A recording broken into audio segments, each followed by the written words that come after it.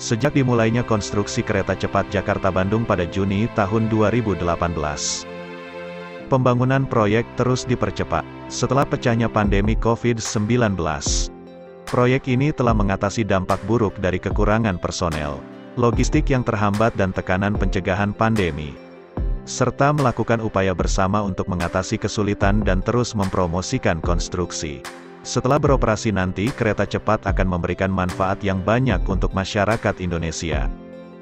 Menurut Menteri BUMN Erick Thohir, titik impas dari sebuah proyek infrastruktur memang tidak bisa dirasakan dalam jangka pendek. Meski demikian, sebuah negara membutuhkan pengembangan infrastruktur yang akan bermanfaat bagi lalu lintas warganya pada masa mendatang. Konteksnya, kalau infrastruktur memang lama, mungkin kita rasakan setelah kita meninggal. Yang merasakan pun anak cucu kita. Erick pun menyampaikan, melihat persoalan kereta cepat tak bisa hanya dari satu sisi. Manfaat kereta cepat, kata dia, harus dilihat dari berbagai sudut pandang dalam kacamata ekosistem transportasi yang utuh.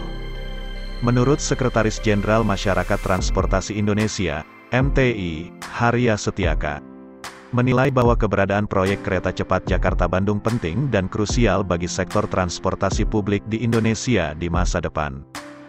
Penting sekali proyek ini diselesaikan karena sudah berjalan. Ia menjelaskan proyek ini tidak hanya menjadi alternatif kepadatan rute di jalan tol, tetapi juga dapat menangkap kebutuhan masyarakat berpuluh-puluh tahun yang akan datang.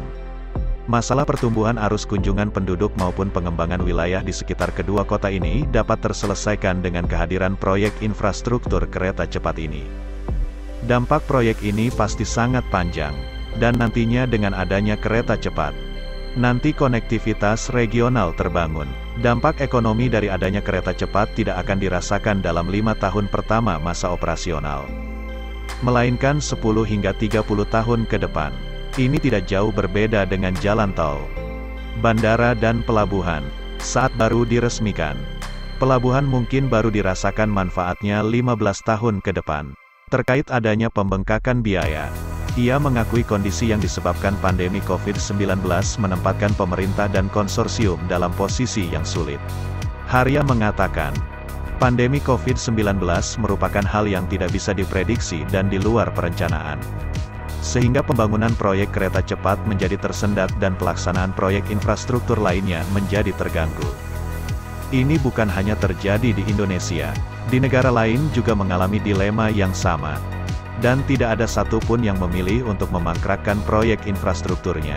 Dalam kesempatan terpisah, Akademisi Universitas Parahyangan Andreas Wibowo menambahkan, proyek transportasi publik dibutuhkan untuk memperlancar arus pergerakan manusia atau barang. Untuk itu dibutuhkan perencanaan yang matang, karena transportasi publik dalam banyak kasus tidak lagi bersifat stand-alone dan terintegrasi dalam suatu jaringan transportasi.